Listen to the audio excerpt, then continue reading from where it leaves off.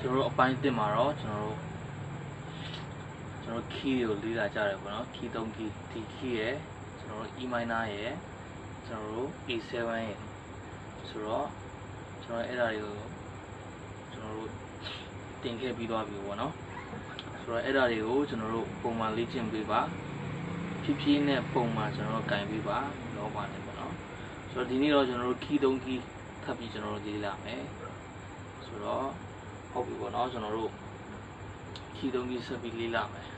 ဘာ key ဖြစ်မလဲဆိုတော့ကျွန်တော်တို့ C key ကျွန်တော်တို့လေ့လာမယ်ဖြစ်တယ် C key လေ့လာဖို့ဖြစ်တယ် C key ကကျွန်တော်တို့ဘယ်လိုကင်လဲဆိုတော့ကျွန်တော်တို့ C key မကင်ခင်မှာကျွန်တော်တို့လွန်ခဲ့တဲ့ရက်ကသင်ခန်းစာအတိုင်းပဲပေါ့နော် key မကင်ခင်မှာဘယ်လိုစကင်လဲဆိုတော့ကျွန်တော်တို့ဒီလက်စစ်ပေါ့နော်ဒီလက်စစ်လေးကနေဒီကျွန်တော်တို့ဂီတာလေပင်းရှိတယ်ပေါ့နော်အဲ့ဒီမှာခုံလေးတင်ထားလိုက်ပေါ့နော်ဒီလိုမျိုးအနေထားပြမှာပေါ့နော် key မကင်သေးဘူးဒီလိုအနေထားမျိုးဟုတ်ပြီကျွန်တော်တို့ C key ကိုဆက်ပြီးကျွန်တော်ကင်မယ်ကျွန်တော်တို့နှစ်ကြိုးလက်ညိုးပေါ့နော်ပြီးလို့ရှိရင်ကျွန်တော်တို့လေးကြိုးလက်ကလေးနော်လေးကြိုးလက်ကလေးပြီးရင်လက်တကြွယ်ငါးကြိုးဆိုတော့ကျွန်တော်ပြန်ကင်ပြပါမယ်ကျွန်တော်နီးကပ်ပြပေးမယ်နော်ကျွန်တော်ဒီမှာနှစ်ကြိုးပေါ့နော်နှစ်ကြိုးလက်ညိုးနောက်တစ်ခုကလက်ကလေးလေးကြိုးနောက်တစ်ခုကလက်တကြွယ်၅ကြိုးဆိုတော့၃ခုပေါင်းလို့ရှိရင်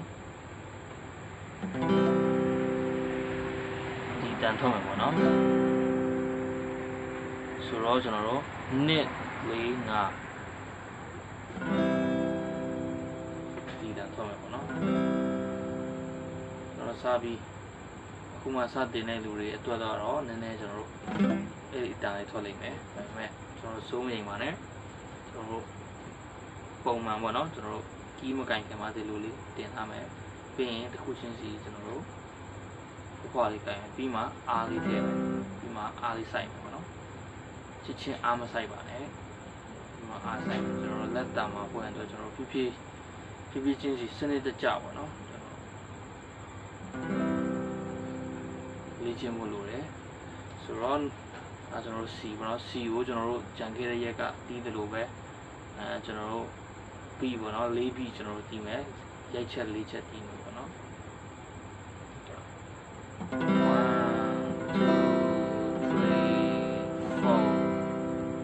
ရိုက်ချက်၄ချက်ပေါ့နော်ဟုတ်ပြီကျွန်တော်တို့ C key တီးပြီဆိုလို့ရှိရင်တော့ကျွန်တော်တို့ဘာ key လေးလာမယ်ဆိုတော့ A minor နော် A minor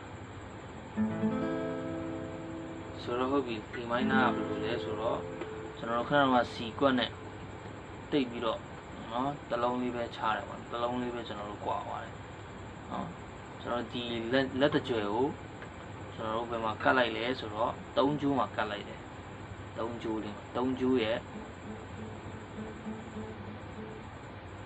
2ပါးမြောက်မှာပေါ့နော်2ပါး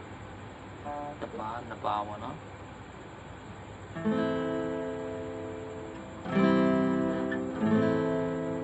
ကျွန်တော် A minor လို့ခေါ်တယ် A minor ပေါ့နော်ကျွန်တော်ပြန်ပြမယ်ကျွန်တော်နှစ် 3 4နှစ်3 4ပေါ့နော်ကျွန်တော်ပြမယ်နှစ်3 4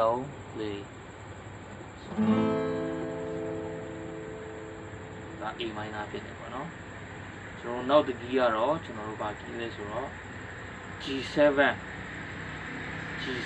ကျွန်တော်တို့လေ့လာမယ်ပေါ့နော် G7 ကကျွန်တော်တို့ဘယ်လိုလဲဆိုတော့ကျွန်တော်တို့လက်တကြွယ်ကျွန်တော်လက်တကြွယ်6ကျိုးမှာနောက်တစ်ခုကလက်ခလဲ5ကျိုးမှာနောက်တစ်ခုကလက်ညိုး1ကျိုးမှာပေါ့နော်ဒီလိုလေးအတန်လေးဆိုတော့ပေါ့နော်ပြန်ပြမယ်6 5 1ကျွန်တော်တို့เนาะဒါ G7 လို့ခေါ်တယ်ပေါ့နော် G7 ဟုတ်ပြီเนาะဟုတ်ပြီကျွန်တော်တို့ဒီ3ကီးတီးပြီဒီ3ကီးကိုကျွန်တော်တို့ကဘာဖြစ်လဲဆိုတော့ကျွန်တော်တို့ဖြည်းဖြည်းနဲ့ပုံမှန်ကျွန်တော်တို့ပေါ့နော်ကီးစကင်မယ်ဆိုလို့ရှိရင်အရင်ဆုံးလက်မလေးကိုချိတ်ပြီးတော့ကျွန်တော်တို့ကိုလူရကိုတီးထားတဲ့ခီးတွေကိုကျွန်တော်တို့စပြီးနှိပ်ပွားဖြစ်တယ်ပေါ့နော်ဟုတ်ပြီကျွန်တော်တို့ 4B တီးကြည့်အောင်ပေါ့နော်ကျွန်တော်လည်းတူကျွန်တော် C ကိုပဲတီးအောင်နော်1 2 3 4ဟုတ်ပြီကျွန်တော်နောက်တစ်ကီး A minor ကိုကျွန်တော်တို့ပြောင်းရအောင်1 2 3 4ကျွန်တော်အပေါ်နဲ့ခတ်ချမယ်နော်အားလုံးခတ်ချမယ်နောက်တစ်ခုကကျွန်တော်တို့ G7 ကိုတူတူကြည့်အောင်1 2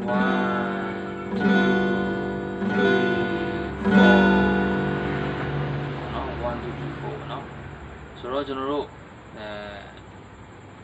စင်ကြေချုံးမွေးဆိုတော့ကျွန်တော်တို့တီးမယ်ဆိုလို့ရှိရင်တော့ကျွန်တော်တို့ C ရော A minor ရော G7 တီးမယ်ဆိုလို့ရှိရင်တော့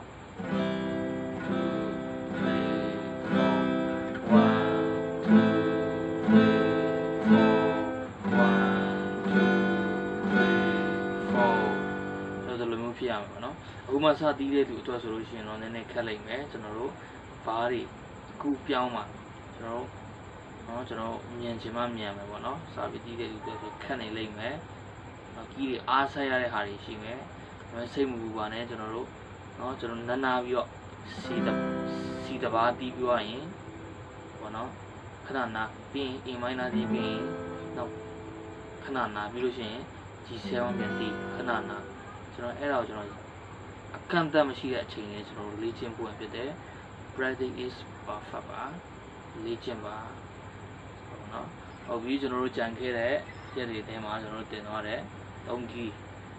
ကျွန်တော်တို့အခုဒီနေ့တင်တဲ့3ကီးဆိုတော့ကျွန်တော်တို့6ကီးရပြီပေါ့နော်အဲ6ကီးကိုကျွန်တော်တို့စကင်ပြီဆိုလို့ရှိရင်ဒီချာလေးပေါ့နော်ကျွန်တော်တို့လက်မလေးကိုချိတ်ပြီးတော့တခြားလေးကိုလိုရနော်ဒီဆိုလဲဒီနော်ကျွန်တော်တို့ E minor ဆိုလဲ E minor တခြားလေးတစ်လုံးချင်းစီကိုင်ပြီးတော့တခြားမိပြီဆိုမှကျွန်တော်တို့တီးဖို့ဖြစ်တယ်ပေါ့နော်နောက်တစ်ခုက A7 ဆိုလဲ7နော်ခဏတော့ကျွန်တော်တို့တင်သွားတဲ့ C နောက်တစ်ခုက E minor နောက်တစ်ခုကဘာလဲ G7 G7 เนาะအဲ့ဒါတွေကိုကျွန်တော်တို့တဘာစီပေါ့နော်ကျွန်တော်တို့1 2 3 4 1 2 3 4 1 2 3 4စသဖြင့်ကျွန်တော်ဖြည်းဖြည်းချင်းစီကျွန်တော်ပုံမှာကျွန်တော်အဲ့လိုလေးပေါ့နော်လေ့ကျင့်ပို့ရင်ဖြစ်တယ်ဆိုတော့ဟုတ်ပြီဒီသင်ခန်းစာတော့ဒီလောက်ပဲဖြစ်တယ်အားလုံးလေးလာတက်မြောက်ပြီးတော့ကျွန်တော်တို့စူးစမ်းပြီးတော့ဇွဲနှစ်ပါးနဲ့ကျွန်တော်တို့တော့တကယ်ပဲလေးလာတက်မြောက်တော့လူတွေဖြစ်ပါစေဂီတဝါဒနာရှင်တွေဂီတသမားတွေဖြစ်ပါစေလို့ပေါ့နော်ဆိုတော့တခုတောင်းပန်ချင်တာရှိတယ်တိတ်ဆိတ်တဲ့အချိန်မှာကျွန်တော်ရွေးပြီးတော့ကျွန်တော်ရှိတဲ့ ကျွန်တော်ရဲ့ညီကိုတွေတင်ငယ်ချင်းတွေကိုကျွန်တော်တို့ဖြစ်စေချင်တော်လည်းပဲကျွန်တော်ရဲ့ဗီဒီယိုမှာအနေငယ်နော်ကျွန်တော်မာယွန်းတာလေးတွေရှိတယ်စူညံတာလေးတွေရှိတယ်အဲ့ဒီတော့လည်းကျွန်တော်အနူးညွတ်တောင်းပန်ပါတယ်လို့နော်ဆိုတော့ဟုတ်ပြီကျွန်တော်တို့ပုံမှန်လေးလာပြီးတော့တက်မြောက်လို့သူတွေဖြစ်ပါစေလို့ပေါ့နော် Okay